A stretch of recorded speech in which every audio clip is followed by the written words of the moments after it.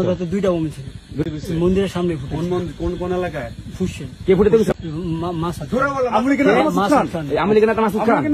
উনি বোম ফুটে গেছে মন্দিরে। আমরা তিনজন ছিলাম, মাসুদ খানে পাঠাইছে। কোন টাকা অফার করছিল না, আমরা তো তার কথাই আর কি ফুটাইছি। কি বলছে? বোমবার তো অর্ডার দিছে। হ্যাঁ, আচ্ছা ঠিক আছে। কটা বোম বোম দিছিল? না, আমাদের বোমই ছিল। সাথে কি নিয়েছিল? বাইক নিয়েছিল?